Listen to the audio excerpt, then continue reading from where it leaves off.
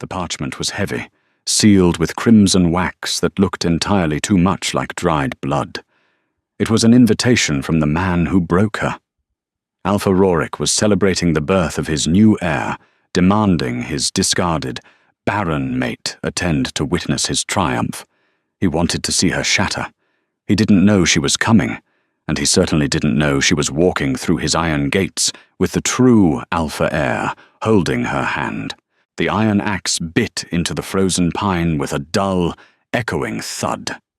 Sigrid didn't stop. She wrenched the blade free and swung again, letting the momentum carry the weight of her shoulders. The wood split with a sharp crack, sending pale splinters flying like shrapnel against her leather apron. Her breath plumed in the freezing air of the deep woods. Sweat cooled on her brow, mixing with the grime of a hard day's labor. It was a quiet life here in the borderlands. Brutal, but quiet. There were no pack politics, no whispers in the corridors, no pitying glances directed at her flat stomach. The crunch of heavy boots on the frost-hardened mud broke her rhythm. Sigrid lowered the axe. She didn't need to turn to know who it was. The scent of roasted meat, fine oils, and arrogant entitlement rolled off the man in waves. A keep wolf. Sigrid, the voice rasped. It belonged to Fenwick, one of Rorik's lesser messengers. He stood at the edge of her modest clearing, looking at her mud-caked boots and calloused hands with thinly veiled disgust. "You're a long way from the stone walls, Fenwick," Sigrid said. Her voice was utterly flat. She wiped a stray strand of dirt-streaked hair from her forehead. He didn't offer a greeting. Instead, he pulled a thick roll of parchment from his riding cloak. He tossed it. It landed in the dirt at her feet. "From the Alpha King. You are summoned." Sigrid stared at the parchment. She didn't move to pick it up. "I have no Alpha. Rorik made that abundantly clear 5 winters ago when he dragged me to the border and told me to run. It's not an order. It's an invitation," Fenwick sneered, adjusting the reins of his restless mount. "To the pup ceremony. His new mate, Livia, has delivered a strong son. The Alpha wishes for all those tied to his past to witness the future of the pack, to see the joy you failed to provide. The sheer audacity of it hung in the frigid air. It wasn't enough that Rorik had cast her aside. It wasn't enough that he had paraded his new, fertile chosen around the courtyard, while Sigrid packed her meager belongings. Now, he wanted her back in his hall, just to rub her face in the dirt. To prove, finally and publicly, that she was the broken one. Sigrid finally bent down and picked up the parchment. The heavy red wax bore the stamp of the snarling wolf, Rorik's seal. She felt nothing. No heartbreak, no crushing despair. The woman who would have wept at this insult had died in a blizzard 5 years ago, freezing in a snowbank until something primal and furious forced her to get back up. "Tell him I received it," she said quietly. Fenwick smirked, turning his horse. "I'll tell him you're too ashamed to show your face. It's for the best. You'd only sour the mead." He spurred his horse and vanished down the logging trail. Sigrid stood in the silence of the clearing for a long time. The wind howled through the barren branches, biting through her wool tunic. She looked at the invitation, then walked toward the small, smoke-stained cabin at the center of the clearing. She pushed the heavy oak door open. Inside, a fire crackled warmly in the stone hearth. Sitting on the braided rug, wrestling a carved wooden wolf with intense, silent concentration, was a boy. He was 5 years old. He was tall for his age, with broad shoulders that already hinted at a massive frame. But it was his eyes that caught the firelight, pale, piercing, ice blue. The unmistakable eyes of the Alpha line. "Mama." The boy looked up. He dropped the wooden toy. "Torsten," Sigrid breathed, her voice softening in a way it never did for anyone else. Rorik was a fool. He was arrogant, impatient, and utterly blind to the workings of nature. When he banished her for being barren, Sigrid hadn't known she was carrying. The brutal winter famine and the agonizing stress of her failing mating bond had sent her wolf into deep survival mode.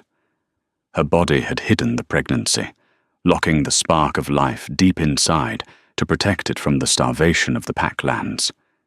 It wasn't until she was months into her exile, safe in a neighboring territory, that her body finally yielded to the truth.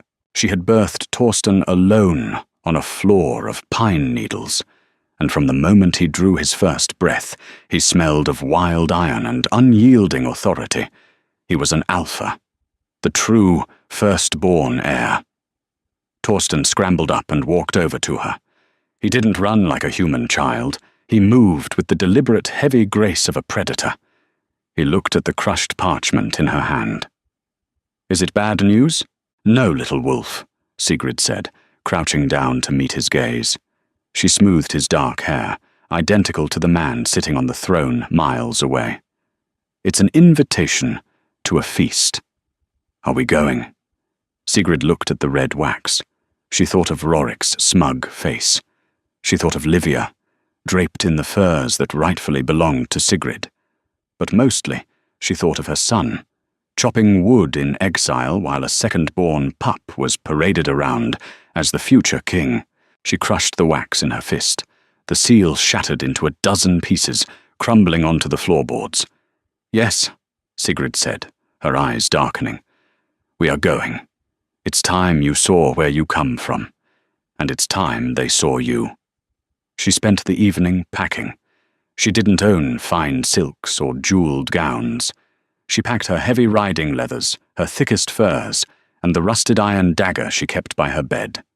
She laid out Torsten's best tunic, woven of sturdy grey wool, simple but impeccably clean. She didn't need to dress him in gold for them to know what he was. The blood would do the talking. The journey took 3 grueling days. The spring thaw had turned the roads into rivers of thick, sucking mud. Cold rain lashed at them for the first 48 hours, soaking through their cloaks and chilling them to the bone. They walked. Sigrid had no horse, and she refused to beg a ride from passing merchants. Torsten trudged beside her, his small boots sinking deep into the muck. He didn't complain once. When the rain was at its worst, he merely pulled his hood lower and matched her stride. The wolf inside him was already burning hot, keeping the worst of the cold at bay. By the afternoon of the 3rd day, the rain cleared, leaving a bruised purple sky in its wake. Through the tree line, the massive stone spires of the iron hold finally pierced the horizon. It was a brutal, ugly fortress. Black stone mortared with the blood of generations. Banners of crimson and iron grey snapped violently in the wind. As they drew closer, the overwhelming scent of the pack washed over them. Wood smoke, roasting ox, spilled ale, and the sharp tang of hundreds of wolves gathered in one place. Sigrid felt her own wolf bristle beneath her skin. This was the place of her humiliation, the stones where she had been stripped of her title. She squeezed Torsten's hand. "Remember what I told you. Head up, shoulders back. Look them in the eye," Torsten recited perfectly. His small face was set in a mask of stoic determination. "I am not afraid." Good. They reached the massive iron gates. A dozen heavily armed guards stood watch, turning away commoners and minor merchants to keep the courtyard clear for the nobility. 2 guards crossed their spears as Sigrid approached, her boots caked in dried mud, her travel cloak stained with 3 days of the road. "Halt!" a young guard barked. "Keep moving, vagrant. The Alpha's keep is closed for the pup ceremony." Sigrid stopped. She slowly reached up and pulled her hood back. An older guard leaning against the stone wall suddenly choked on his breath. He pushed off the wall, his eyes going wide. "Luna," he whispered, the old title slipping out before he could stop it. "I am no one's Luna, Edric," Sigrid said calmly. She held out the crumpled, torn invitation. "But I was summoned." Edric stared at her. He had been there the day she was thrown out. He looked from her hardened face to the small boy holding her hand. Edric was a veteran wolf. His senses were sharp. As he looked at Torsten, his nostrils flared. The boy was small, wrapped in damp wool, but the scent rolling off him hit the old guard like a physical blow. It was the scent of a dominant, heavy, metallic, smelling of thunderstorms and ozone, the exact same scent that saturated the throne room. Edric's spear tip lowered automatically. His hands actually trembled. "Open the gates," he croaked to the younger guards. "But sir, she's—" "Open the damn gates!" Edric roared. The heavy iron doors groaned open. Sigrid didn't thank him. She simply walked through, pulling Torsten into the belly of the beast. The courtyard was a riot of colour and noise. Fire pits roared, roasting entire beasts on spits. Drunken laughter echoed off the walls. Pack members from every corner of the territory were dressed in their finest furs and leathers. Sigrid walked straight through the centre of it all. At first, she was just a dirty traveller in the crowd, but wolves are creatures of scent and instinct. One by one, heads turned. Conversation died. Laughter faded into a tense, suffocating silence. The sea of bodies naturally parted, stepping back as if burned by her presence.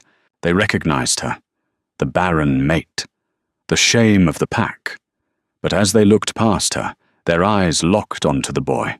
Gasps ripped through the crowd. Men who had mocked her exile took a sudden step back, exposing their throats involuntarily to the sheer weight of the aura bleeding off the 5-year-old child. Sigrid reached the heavy oak doors of the great hall. 2 massive guards moved to block her, but before they could even speak, Torsten looked up at them. His ice-blue eyes narrowed. A low, barely audible growl rumbled in his small chest. The guards froze. Their wolves submitted before their human minds could process what was happening. They stepped aside. Sigrid pushed the doors open. The great hall was blindingly bright, lit by 100 iron chandeliers. At the far end, elevated on a dais of black stone, sat the thrones. Rorik lounged in his seat, wearing a crown of woven iron and wolf fangs. Beside him sat Livia, draped in white fox fur, looking radiant and smug. In Livia's arms rested a bundle of embroidered silk, the new, celebrated Heir. Nobles and alphas from neighbouring packs filled the room, raising goblets of mead, their voices bouncing off the vaulted ceiling in a deafening roar of celebration, until the doors slammed shut behind Sigrid. The sound was like a gunshot. The music abruptly stopped. The clatter of plates ceased. Hundreds of faces turned toward the entrance. Sigrid stood at the end of the long hall. She didn't cower. She didn't look down. She began to walk down the central aisle, the mud from her boots staining the pristine woven rugs. Rorik's laughter died in his throat. He sat up straight, his hands gripping the armrests of his throne, his eyes locked onto Sigrid. A cruel, triumphant smirk began to form on his lips. She had come. She had actually come to see his victory. He opened his mouth, ready to project his voice, ready to deliver the mocking welcome he had rehearsed for weeks. Then Rorik looked down. He saw the boy holding her hand. Rorik's smirk vanished. The blood drained entirely from his face, leaving him ashen. The goblet in his hand slipped from his fingers, hitting the stone floor with a sharp clang, spilling red wine that looked entirely too much like blood across the dais. The true heir had arrived. The wine dripped from the stone dais. Plop, plop, plop. It was the only sound in a room holding 300 wolves. The spilled vintage crept toward the edge of the stairs, staining the mortar like a fresh kill. Rorik did not breathe. His massive chest, clad in boiled leather and silver plates, remained perfectly still. His eyes were locked entirely on the boy holding Sigrid's hand. He saw the broad shoulders. He saw the square jaw. He saw the ice-blue eyes that mirrored his own so perfectly, it felt like looking through a tear in time. Sigrid stopped 10 paces from the throne. She didn't bow. She simply stood, the mud drying on her boots, and looked up at the man who had ordered her to die in the snow. "You invited me, Rorik," she said. Her voice was not loud, but in the dead silence, it carried to the rafters. "I apologize for the travel dirt. We walked." The casual nature of her words broke the spell. A collective, quiet gasp rippled through the gathered nobility. Visiting alphas shifted in their seats, their eyes darting between Rorik and the boy. The whispers began. A low, hissing tide of realization. Rorik finally found his voice. It was hoarse, stripped of its usual booming authority. "What is this, Sigrid? What game are you playing?" "No game," she replied, her face a mask of serene indifference. "You wish to celebrate the birth of an heir. I thought it only proper that the pack meet his older brother first." Livia jolted upright. The white fox fur slipped from her shoulders. She clutched the bundle of silk to her chest, her face twisting into a mask of ugly, naked panic. "Liar!" she shrieked. Her voice cracked, shrill and desperate, shattering the heavy dignity of the hall. "She's a liar, Rorik. You banished her because she was barren. That mutt is not yours." Torsten didn't flinch at the sudden noise. He simply turned his head and looked at Livia. It was not the look of a child. It was the heavy, assessing stare of an apex predator, determining if a sudden noise was a threat or just prey. The sheer weight of that stare made Livia choke on her next words. She pressed backward into her throne, pulling her screaming baby closer. The infant in Livia's arms, sensing its mother's terror, began to wail. It was a thin, reedy sound. The cry of a normal, fragile pup. "Silence her," a voice rumbled from the high tables. It was Lord Tybalt, a scarred, aging alpha from the northern ridges. He wasn't looking at Livia. He was staring intensely at Torsten. "The boy's scent is suffocating. I can taste the iron from here. That is no mutt." Rorik stepped down from the dais. He moved stiffly, as if his joints had turned to rust. He ignored Livia. He ignored Tybalt. He walked down the stone steps until he was standing on the floor level, towering over Sigrid. He was a massive man, built to intimidate. But Sigrid didn't so much as blink. She had survived winters that would have killed him.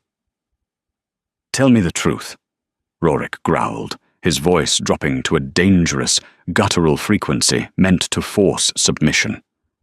He pushed his alpha aura outward, a heavy, oppressive wave of dominance that made the lesser wolves in the front rows drop to their knees, clutching their throats. Sigrid felt the pressure against her skin. It felt like a warm breeze.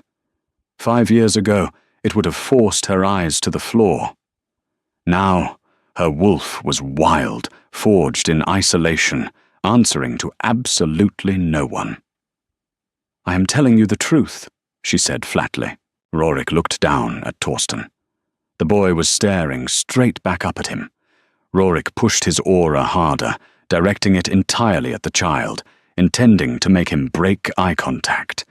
It was a brutal thing to do to a 5-year-old, a crude test of bloodlines. Torsten's nostrils flared. His small hands curled into fists at his sides. He did not look away. Instead, a low, rattling growl started in the boy's chest. It wasn't a warning. It was a challenge. A ripple of shock went through the visiting alphas. A pup resisting a fully mature Alpha King's command was unheard of. "He has your eyes, Rorik," Sigrid said quietly, stepping slightly between them, breaking the invisible tension. "He has your temper, and he has your blood. I was 2 months pregnant when you dragged me to the border and told me I was useless." Rorik flinched as if struck. The color rushed back into his face in a furious, mottled red. "You hid him?" "My body hid him," Sigrid corrected, her tone sharp as shattered glass. "My wolf knew she was chained to a fool who cared more for appearances than patience. It shut down to keep him safe until I was out of your reach." You kept my son from me for 5 years, Rorik bellowed, the fury finally breaking through his shock. He reached out to grab her arm. Before his fingers could even brush her leather sleeve, Torsten moved.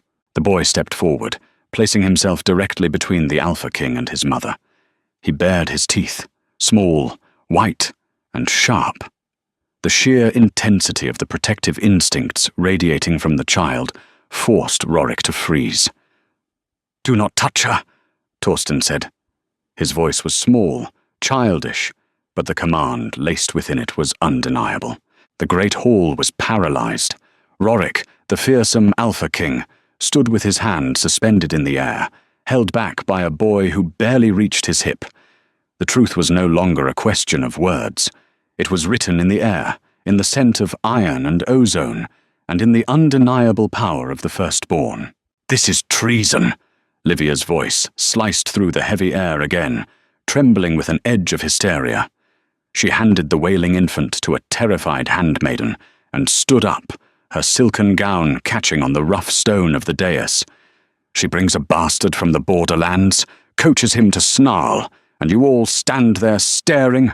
Throw her in the dungeon, kill the whelp." A collective murmur of disgust rolled through the room. Even Rorik's own guards looked uncomfortable. To threaten a pup, any pup, was a gross violation of pack law. To threaten one that smelled so distinctly of the king was madness. "Livia, sit down," Rorik snapped, not taking his eyes off Torsten. "I will not," she screamed, descending the first 2 steps. "He is my mate. You are looking at a beggar, Rorik. You are looking at a woman who slept in the mud with vagrants." "Quiet!" The word boomed from the back of the hall, carrying the raspy weight of immense age. The crowd parted instantly. Elder Garrick walked forward. He was ancient, his face a roadmap of scars and deep wrinkles, leaning heavily on a staff of twisted ash. He was the keep's seer, the oldest living wolf in the territory, and the only man Rorik truly feared. Garrick didn't look at Rorik, nor at Livia. He walked straight to Sigrid. "Sigrid of the Northern Ridge," Garrick said, his voice surprisingly gentle. "Elder Garrick," Sigrid replied, dipping her head in a slight, respectful nod. He was the only one in this cursed keep who had looked at her with pity on the day she was banished. Garrick turned his milky blind eyes toward Torsten. He reached out a trembling, gnarled hand. Torsten looked up at Sigrid. She gave him a single, reassuring nod. The boy stepped forward and let the old man place a hand on his head. Garrick closed his eyes. The hall held its breath. For a long moment, the only sound was the crackle of the hearth fires and the distant, muffled cries of Livia's infant. Garrick inhaled deeply, taking in the scent of the boy, feeling the pulse of the wolf resting beneath the young skin. When he opened his eyes, a single tear tracked down his weathered cheek, catching in his grey beard. He removed his hand and leaned heavily on his staff. He turned to face the room. "There is no deception here," Garrick announced, his voice carrying an absolute, crushing finality. "The boy is forged of the Iron Keep. He is the blood of Rorik's grandfather, and his grandfather before him. He is the firstborn, the true heir." Chaos erupted. Lords shouted over one another. Goblets were slammed onto tables.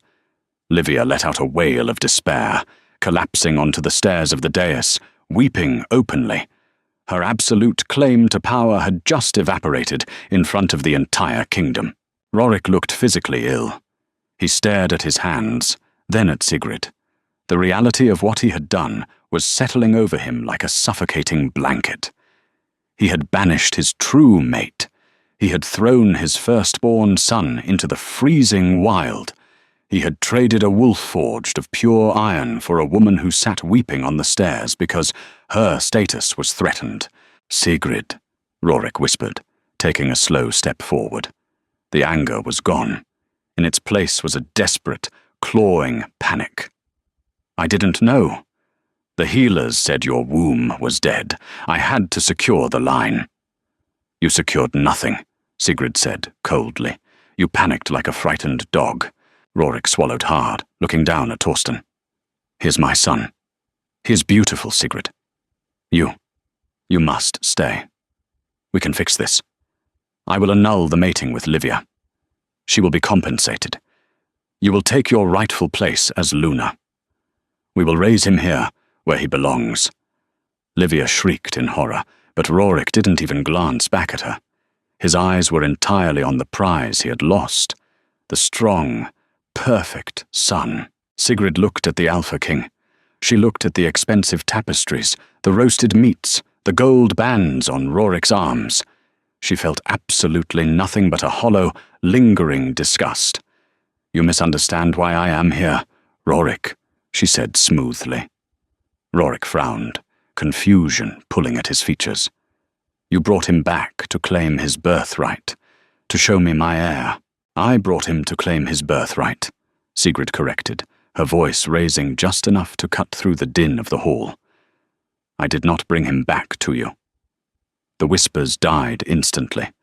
The silence returned, thicker and more dangerous than before. He is 5 years old, Sigrid continued, her eyes sweeping over the gathered alphas, addressing them as much as she addressed Rorik. By ancient pack law, a firstborn cannot be denied his claim to the territory unless he is defeated in a rite of combat at maturity. I am not here to move back into your bed, Rorik. I am here to formally register his existence before the Council of Elders, so that when he comes of age, he can take this keep from you. Rorik's jaw dropped. You can't be serious. You would leave with him? He is the king's son. He belongs in the keep. He belongs with his mother. Sigrid fired back, her composure slipping just enough to let the raw, feral mother wolf bare its teeth. He belongs in the woods, where he learns how to hunt, how to survive, and how to spot a weak leader. He will not be raised by a man who discards his family the moment they become inconvenient. She reached down and took Torsten's hand again. The boy gripped her fingers tightly, his small face a mask of absolute loyalty. Elder Garrick, Sigrid called out, ignoring the king entirely. You have witnessed him. The pack has smelled him. Is his claim legally recognized? Garrick nodded slowly, a grim smile touching the corners of his mouth. It is recorded, Sigrid. The blood is known. Then we are finished here, she said. She turned her back on the Alpha King. She didn't look at Livia. She didn't look at the stunned lords. She simply walked back down the long aisle of the great hall, her muddy boots leaving a definitive trail over the fine carpets, leading her true Alpha right back out the door. The heavy oak doors boomed shut. The sound was a physical blow, rattling the iron hinges and vibrating through the floorboards. For 10 seconds, the great hall of the Iron Keep was a tomb. The gathered lords and alphas stared at the closed doors, processing the seismic shift that had just fractured their political landscape. Then, the room exploded. Voices crashed over one another in a tidal wave of panic and opportunism. Minor lords whispered frantically to their advisors. Visiting alphas calculated the sudden vulnerability of Rorik's borders. A king who could not control his own mate, who did not even know the existence of his firstborn, was a king bleeding in open water. Rorik stood, paralyzed at the base of the dais. His chest heaved. The veins in his thick neck bulged against his leather collar. He had built his entire rule on the image of unyielding strength. In 10 minutes, a woman in mud-stained boots and a 5-year-old boy had stripped him naked before his rivals. "Rorik!" Livia sobbed, scrambling down the stone steps. She grabbed his arm, her manicured nails digging into his flesh. "You cannot let them leave. That boy will be a banner for every traitor in the pack. They will rally behind him. They will murder our son." Rorik struck her. It was a backhand, born of pure, reflexive humiliation. Livia hit the stone floor with a sharp cry, her lip splitting. The handmaidens gasped, shrinking into the shadows. Rorik didn't even look down at her. He rubbed his knuckles, his eyes fixed on the heavy doors. "Gareth!" Rorik barked. A man detached himself from the shadows near the far wall.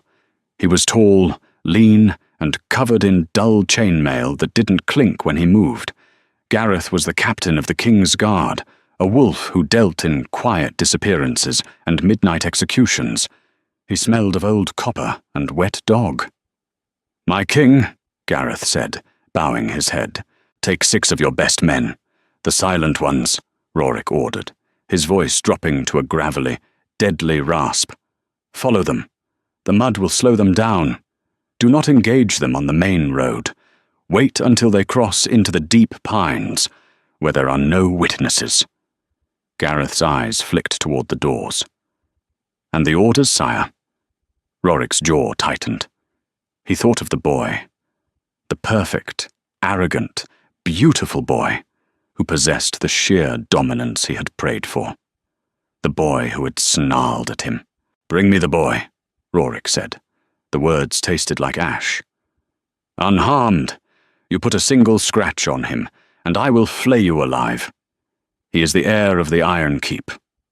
Gareth nodded slowly. "And the mother?"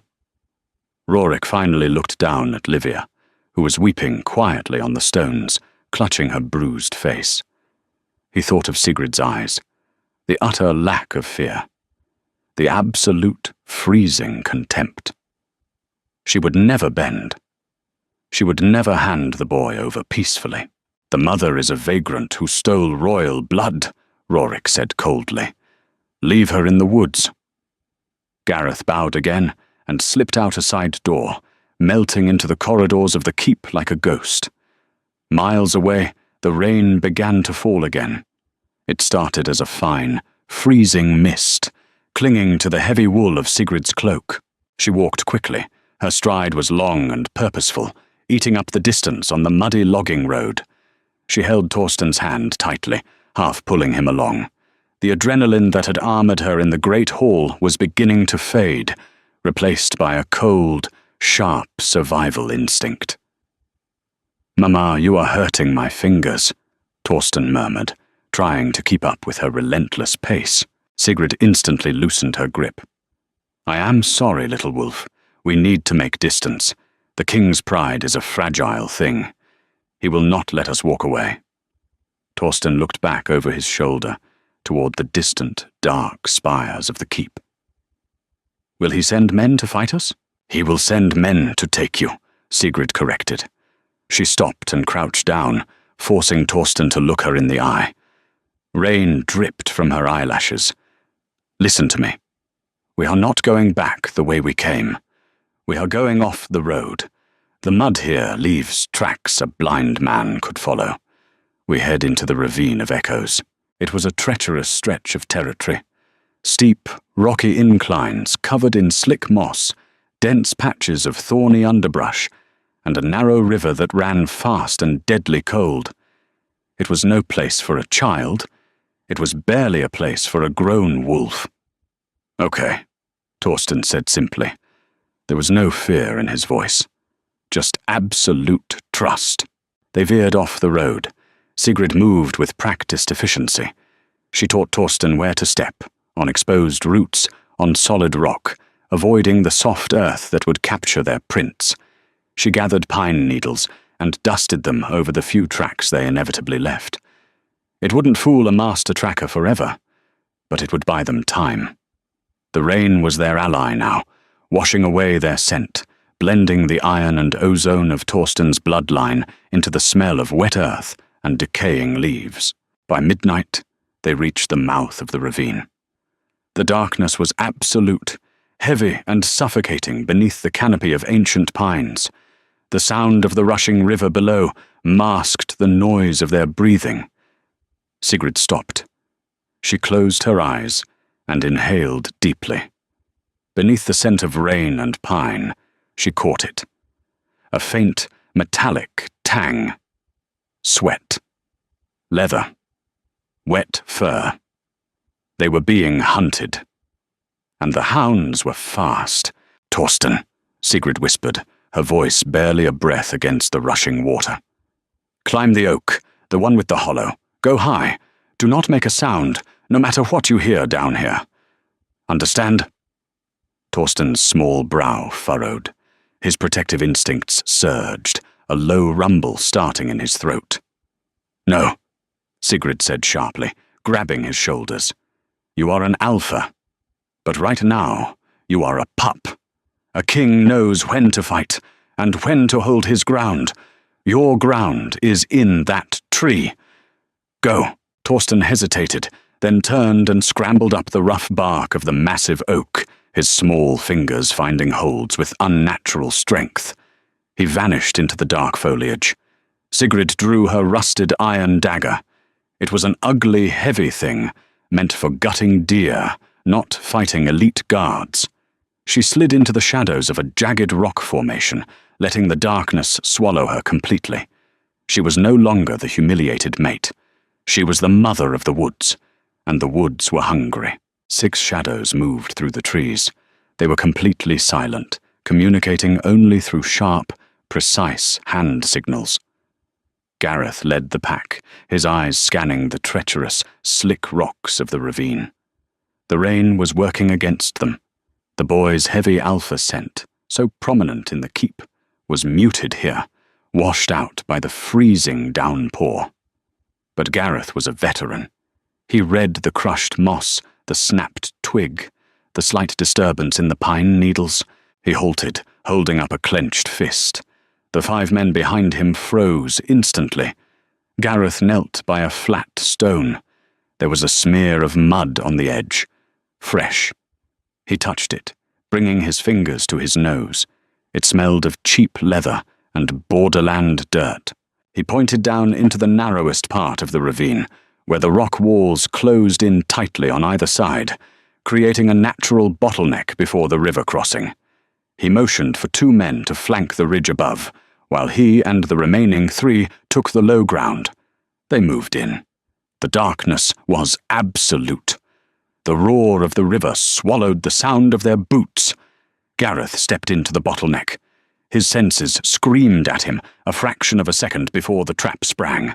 There was no battle cry, no dramatic monologue, only the vicious, wet sound of a heavy branch snapping back into place. Sigrid had rigged a thick pine sapling, bent backward under immense tension, held by a simple vine trigger. As the guard to Gareth's left stepped forward, his boot snapped the vine. The sapling whipped through the air with the force of a swinging mast. It struck the guard square in the chest. Ribs cracked like dry kindling. The man was launched backward off the slick rocks, plunging into the freezing, violent river below with a heavy splash. He didn't resurface. "Ambush!" Gareth roared, the command finally breaking the silence. "Above us!" The guards shifted, drawing long, curved hunting blades. They looked up toward the ridges, expecting a coordinated attack. They expected borderland rogues. They expected numbers. They didn't look down. Sigrid launched herself from the shadow of the rocks directly at their feet. She didn't shift into her wolf form. The narrow terrain was too tight for a massive beast, and a human body offered more leverage in the mud. She drove her rusted dagger upward, burying it deep into the thigh of the closest guard. The man shrieked, collapsing heavily. Sigrid didn't wait to pull the blade out. She let go of the handle, grabbed the falling man's wrist, and twisted brutally. The bone snapped. She ripped his hunting blade from his grip and rolled out of the way, just as Gareth's sword cleaved the air where her head had been a second before. She came to her feet in a crouch, her breath pluming in the cold air. Blood stained her hands. Her eyes were completely black, the wolf beneath her skin pushing dangerously close to the surface. "Stand down, Sigrid," Gareth breathed, circling her carefully. He signaled his remaining 2 men to fan out. "The king only wants the boy. You don't have to die here." "The king is a coward who sends dogs to steal children," Sigrid spat. One of the guards lunged from her blind spot. Sigrid dropped low, sliding on the wet mud, and slashed outward with her stolen blade. It caught the back of the guard's knee, severing the tendon completely. He went down, screaming. 3 down, 3 left, but Gareth was fast. As Sigrid recovered her balance, he kicked out, catching her squarely in the ribs. The breath exploded from her lungs in a sharp gasp. She tumbled backward, slamming hard against the sheer rock face of the ravine. Pain flared white-hot in her side.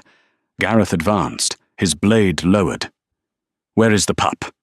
"Go to hell," she wheezed. Gareth raised his sword. "Find the boy," he ordered his remaining men. "I'll finish this." He brought the sword down. A heavy pine cone struck Gareth perfectly in the center of his forehead.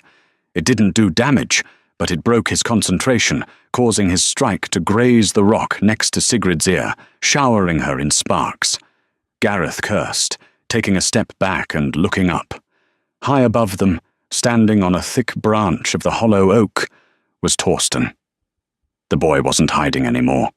He was staring down at the men attacking his mother. And he was furious. The air in the ravine suddenly grew heavy. The temperature seemed to drop another 10 degrees.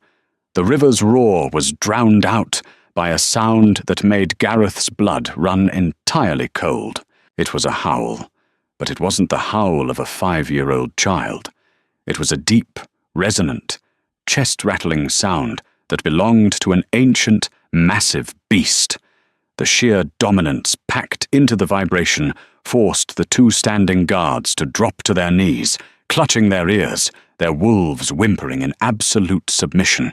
Even Gareth stumbled, his vision blurring as the heavy alpha aura pressed down on him like a physical weight. The boy was projecting raw, unrefined power, fueled by a primal need to protect his pack. Sigrid didn't waste the distraction. She pushed off the rock wall, ignoring the agony in her ribs. She tackled Gareth, using her momentum to drive him into the mud. She pinned his sword arm with her knee and pressed the edge of her blade directly against his throat. Gareth froze. He looked up into Sigrid's wild, merciless eyes. The boy's terrifying howl echoed into silence, leaving only the rushing water and the heavy breathing of the combatants. Sigrid pressed the blade just hard enough to draw a thin bead of blood. "You are going to walk back to the Iron Keep," Sigrid whispered, her voice colder than the rain. "You are going to walk into the Great Hall, and you are going to stand before Rorik." Gareth swallowed hard, the sharp edge scraping his Adam's apple. "Tell him the Borderlands claim his blood now," Sigrid continued, her eyes boring into his soul. "Tell him he no longer has a son. And tell him if he ever sends his dogs after us again." She leaned in closer, the scent of fresh blood and wet earth filling the space between them. "I will send back their pelts." She abruptly stood up, taking his sword and throwing it into the roaring river below. She whistled a sharp, single note. A moment later, Torsten scrambled down the trunk of the oak, dropping lightly to the ground. He walked over to his mother, glaring at the defeated guards in the mud. Sigrid took his hand. They turned their backs on the bleeding King's Guard and disappeared into the unforgiving darkness of the deep woods. The Borderlands did not care about royal blood. The harsh, jagged peaks of the Northern Territory demanded only one thing: survival. A massive stag tore through the deep snow, its breath plumed in frantic, ragged bursts. Behind it, running with a terrifying, silent efficiency, was a 14-year-old boy. Torsten did not wear furs. He wore a simple leather tunic, his bare arms exposed to the biting frost. Sweat slicked his skin, freezing almost instantly in the crisp air, but he didn't shiver. His body ran like a furnace. He moved over the treacherous, root-choked terrain with the grace of a shadow, his ice-blue eyes locked entirely on the stag's hindquarters. He didn't carry a bow. He carried a heavy ash spear, tipped with a crude iron head he had forged himself. The stag hit a snowdrift and stumbled. It was a fraction of a second, a tiny miscalculation in the frantic scramble for life. It was all Torsten needed. He planted his boot against a frozen pine trunk, using the momentum to launch himself forward. He drove the spear downward in a clean, brutal arc. The iron tip severed the stag's spine instantly. The beast collapsed without a sound, sliding through the red-stained snow before coming to a halt. Torsten stood over the kill, He didn't cheer. He simply placed a hand on the stag's flank, a silent, instinctual gesture of respect, and pulled the spear free. 100 yards away, standing on a rocky outcrop, Sigrid watched. She leaned against a crag of black stone, her face weathered by 9 years of borderland winters. The softness of the keep had long been burned away, leaving only sharp angles and hardened muscle. Beside her stood Gideon, a scarred, one-eyed rogue who led the loosely gathered exiles of the Pale Peaks. "He took it on the run," Gideon grunted, crossing his massive arms. "I've seen grown men, veteran hunters, miss that strike and break their ankles. He didn't even shift into his wolf. He doesn't need to shift to hunt," Sigrid said quietly. "He's getting too big, Sigrid," Gideon warned, though there was a deep undercurrent of respect in his raspy voice. "The men in the camp, they defer to him, not to me. Yesterday, 2 trappers were ready to gut each other over a stolen pelt. Torsten just looked at them, didn't say a word. The men dropped their knives and backed away, exposing their throats. He's 14. It's unnatural." "It is exactly what is natural," Sigrid corrected. She watched her son hoist the massive stag onto his shoulders, bearing a weight that would have buckled a pack horse. "He is the true firstborn. The wild knows it. The exiles know it. He isn't a rogue, Gideon. He's a king without a stone chair." Miles away, the stone chair was rotting. The great hall of the Iron Keep was suffocatingly warm, filled with the stifling scent of heavy perfumes and roasted meats left out too long. The iron chandeliers, once blindingly bright, were dim.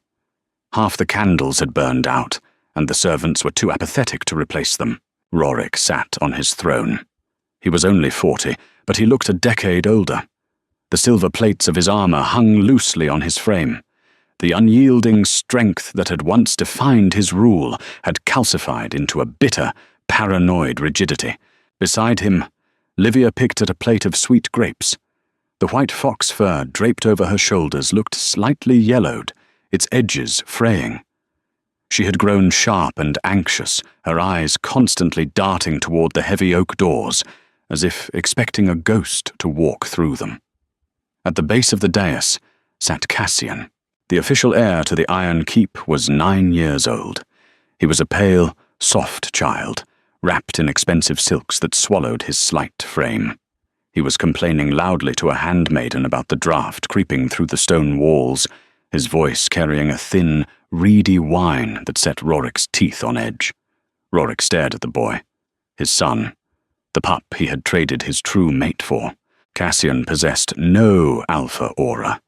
There was no scent of ozone, no crushing weight of dominance. He smelled of milk and nervous sweat. When the visiting lords looked at him, they didn't bare their throats. They smiled pitying smiles and exchanged calculating glances. Lord Tybalt, the aging alpha of the northern ridges, had already stopped paying his border tithes. 2 other minor lords had quietly withdrawn their guards from Rorik's eastern garrison. The pack smelled the weakness. They were circling. "Make him stop whining," Rorik rasped, rubbing his temples. Livia bristled. "He is cold, Rorik. The servants are useless. Cassian, darling, come sit by the hearth." Cassian scrambled up, shooting a fearful glance at his father before rushing to the fire. Rorik closed his eyes.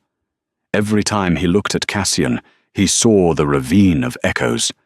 He saw Gareth, his captain of the guard, returning 9 years ago covered in mud and blood, missing 3 men, carrying a message that had haunted Rorik's nightmares ever since. The borderlands claim his blood now. Rorik gripped the arms of his throne until his knuckles turned white. He had sent trackers into the deep woods 12 times over the years. None of them ever found a trace of Sigrid or the boy. Most of them never returned at all. The borderlands had swallowed them whole, forging the firstborn in isolation, entirely out of Rorik's control. A heavy, suffocating dread settled in Rorik's chest. The pack law was absolute. The title of Alpha King was not passed through silk and sweet grapes. It was held by strength. He looked at Cassian, warming his hands by the fire, jumping at the sound of a hound barking in the courtyard. Rorik knew it, deep in his marrow. The Iron Keep was bleeding to death, and somewhere in the ice and snow, the wolf who would tear its throat out was growing larger every day. The wind howled off the jagged cliffs, carrying the bitter promise of a deep freeze. It was Torsten's 18th winter. He stood at the edge of the tree line, looking down into the sprawling valley that belonged to the Iron Keep.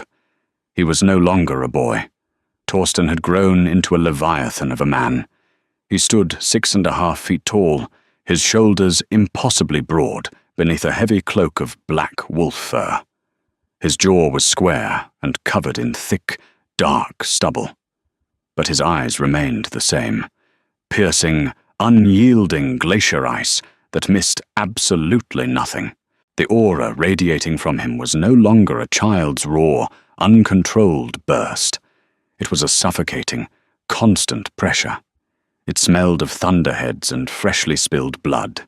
When he walked through the exile camp, men instinctively pressed their backs against the walls, unable to stand fully upright in his presence.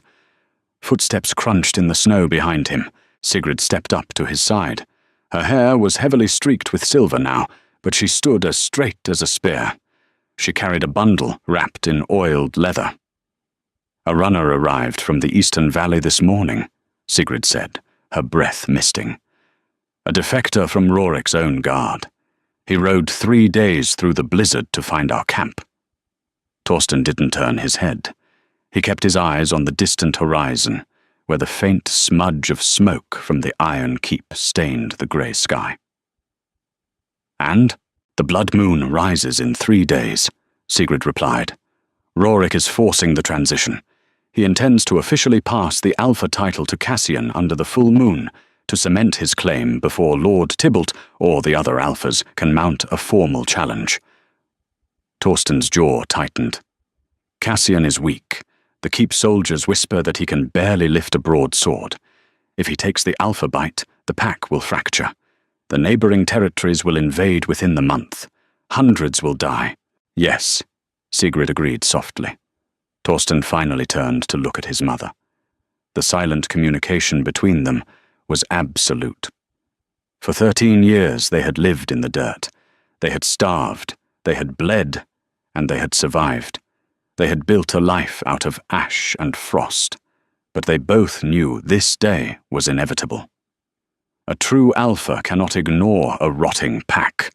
The instinct to lead, to protect, to conquer was carved into his DNA. Sigrid held out the oiled leather bundle. Torsten took it. He unwrapped the leather to reveal a rusted, heavy iron dagger. It was the same blade Sigrid had used to gut the King's Guard in the Ravine of Echoes. "I am not asking you to take the keep for me," Sigrid said, her voice fiercely steady. "I have no desire to sleep in those stone halls ever again. I am asking you to take it because it is yours. Because those people, weak and misguided as they are, belong to you. Go cut the rot out, Torsten." Torsten gripped the hilt of the dagger. He didn't smile. He didn't give a speech. He simply turned back toward the valley and began to walk. He did not walk alone. As he descended the mountain pass, shadows detached themselves from the trees. Gideon fell into step 10 paces behind him. Then came a dozen hardened rogues. Then 30 more. By the time Torsten reached the main logging road, a silent, terrifying army of 300 borderland wolves marched at his back. There were no banners. There were no war horns. Just the crushing, rhythmic crunch of boots on frozen mud and the overwhelming scent of wild, unchained predators. They marched for 2 days. They did not stop to sleep. The heat radiating from Torsten's pure alpha blood fueled them, driving the pack forward through the biting cold. On the evening of the 3rd day, the massive iron gates of the keep loomed through the freezing fog. The heavy oak doors of the great hall were thrown wide open. The blood moon hung low and heavy in the sky, casting a sickly red glow over the courtyard. Inside the hall, Rorik stood on the dais. He held a ceremonial blade, ready to make the blood pact with Cassian, who knelt trembling before him. The room was packed with nervous lords and anxious guards. The tension was suffocating. Livia stood to the side, her hands clasped so tightly her knuckles were bone-white. "By the blood of the ancients," Rorik boomed, though his voice lacked its former resonance. "I pass the strength of the iron to my son." A massive, echoing crack shattered the ritual. The heavy wooden doors of the great hall didn't just open. They were violently thrown back against the stone walls, the iron hinges shrieking in protest. The entire hall spun around. Guards drew their swords. Lords reached for their daggers. But as the freezing fog rolled into the warm hall, the weapons began to lower. The soldiers of the Iron Keep felt it before they saw it. A wave of pure, undeniable dominance hit them like a physical wall. It forced the breath from their lungs. Several guards in the back rows simply dropped to their knees, unable to remain standing. Torsten walked through the doors. He was coated in a thin layer of frost, his black fur cloak billowing slightly behind him. He looked like a god of war stepping out of a frozen myth. He walked straight down the center aisle, ignoring the hundreds of wide, terrified eyes. His gaze was locked entirely on the aging king. Rorik froze. The ceremonial knife slipped from his fingers, clattering onto the stone steps. The blood drained from his face, leaving him looking like a corpse. He recognized the eyes. He recognized the jaw. But the sheer, monstrous size of the man before him defied belief. Livia let out a muffled shriek, stumbling backward and dragging Cassian with her. Cassian hid his face in her skirts, whimpering. Torsten stopped 10 paces from the throne. He stood in the exact same spot his mother had stood 13 years ago. The great hall was locked in a dead, suffocating silence. Even the crackle of the hearth seemed to quiet. Torsten reached into his belt, drew the rusted iron dagger, and threw it. It spun end over end, burying itself deep into the heavy wood of Rorik's throne, missing the king's thigh by an inch. "Rorik of the Iron Keep." Torsten's voice resonated through the hall, a deep, earth-shaking rumble that vibrated in the chests of every wolf present. "Your rule is hollow. Your heir is false. I am the firstborn of your blood, forged in the exile you commanded." Torsten rolled his massive shoulders, his eyes burning with blue fire. "I invoke the right of the blood moon. Step down from that chair, old man, or I will bury you beneath it." The rusted metal of the dagger hummed. The vibration traveled through the ancient wood of the throne, a low, buzzing testament to the challenge. Livia broke first. "Kill him!" she shrieked, her voice tearing her throat. She pointed a trembling, manicured finger at Torsten. "He is a rogue. He is a bastard of the mud. Guards, cut him down." Nobody moved. The keep's soldiers remained utterly frozen. Some had dropped their swords, others kept their heads bowed, refusing to make eye contact with the towering man in the center aisle. The alpha aura bleeding from Torsten was absolute. It wrapped around the throats of every wolf in the room, demanding total compliance. "Pack law," an old, gravelly voice echoed. Lord Tybalt stepped out from the crowded sidelines. He was leaning heavily on a cane, his face deeply lined with age, but his eyes were bright with vicious anticipation. "The Blood Moon Challenge has been issued by a recognized bloodline. No man interferes. The gods of iron and earth will decide who holds the seat." Rorik stared at the man who was his son. He felt the heavy, suffocating silence of 300 wolves waiting to see if their king was a coward. There was no escape. To refuse the challenge was to forfeit the throne and his life. Slowly, with stiff, agonizing reluctance, Rorik unbuckled his silver chest plate. It hit the stone floor with a heavy clang. He stripped away his white fur mantle, leaving only his linen tunic and leather breeches. He was a massive man, thickly muscled from years of drills, but the grey in his beard and the heavy bags under his eyes betrayed the rot within. You think you know what it takes to rule? Rorik spat, his voice trembling with a toxic mixture of terror and rage.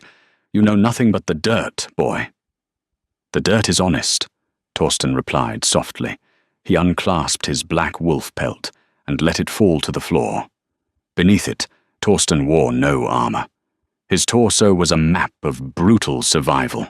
White, jagged scars from bare claws, burn marks from forge fires, and the thick, corded muscle of a life spent fighting for every single breath. Rorik didn't wait. He let out a deafening roar, his bones cracking violently as he forced the shift. In seconds, a massive, grey-furred wolf stood in his place. The beast lunged, its jaws snapping fiercely toward Torsten's exposed throat. Torsten did not shift. He planted his boots on the woven carpet, dropping his center of gravity. As the grey wolf's jaws closed in, Torsten simply brought his forearm up, taking the bite directly against his leather bracer. The iron teeth sank through the thick hide and into his flesh. Blood instantly bloomed, hot and dark. Torsten didn't even grit his teeth. He grabbed the thick fur around Rorik's neck with his free hand, anchored his feet into the stone floor, and twisted his entire body. With a sickening crunch, he slammed the massive grey wolf into the ground. The great hall shuddered. Rorik scrambled, his claws sparking violently against the stone as he tried to regain his footing. He was heavy, fueled by the desperate panic of a dying rain. He snapped again, catching Torsten's side, tearing through his tunic and drawing a fresh line of red across his ribs. Torsten stepped back. The blood trickled down his torso. He looked at his father. There was no hatred in his ice-blue eyes. Only the cold, calculating detachment of a hunter watching wounded prey exhaust itself. "My turn," Torsten whispered.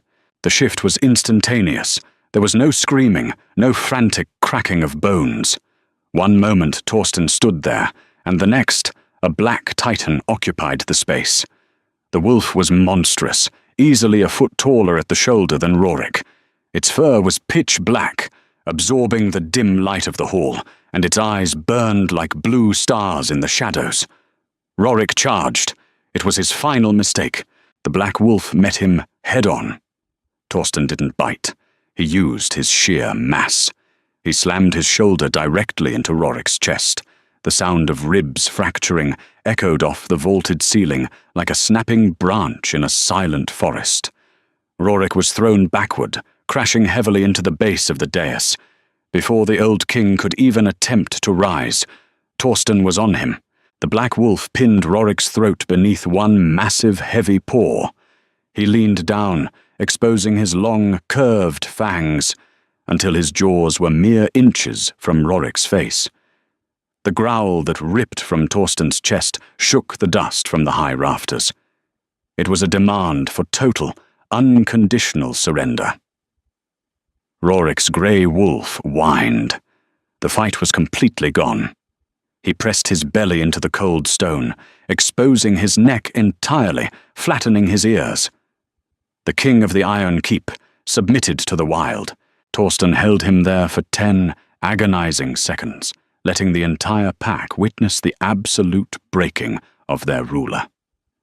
Then, the black wolf stepped back. Torsten shifted back to his human form, ignoring the blood dripping from his arm. He walked past the trembling grey wolf. He walked past Livia, who had collapsed onto the stairs, weeping hysterically, while clutching a terrified Cassian. He stepped up onto the dais. He gripped the hilt of the rusted dagger embedded in the throne and wrenched it free.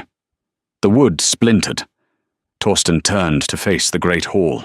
He sat down heavily in the high seat. He didn't ask for their loyalty. He didn't speak a single word. He simply rested his bleeding arm on the armrest and looked out at them, as 300 wolves dropped to their knees. Lord Tybalt bowed his head so low it brushed the stone. The exiles who had followed Torsten filed into the back of the hall, their eyes hard and watchful, taking their rightful places as the new royal guard. The rot was cut out. The wild had finally come home. Torsten didn't just break Rorik's crown. He shattered the entire foundation of the Iron Keep, proving that true power is forged in the wild, not inherited in a soft castle. What did you think of Torsten's brutal, silent takeover? Did Rorik and Livia get exactly what they deserved? Or was the justice of the borderlands too harsh for the aging king? Let us know your thoughts in the comments down below. If this gritty, intense werewolf drama kept you on the edge of your seat, hit that like button, share the story with your pack, and subscribe to the channel for more epic tales.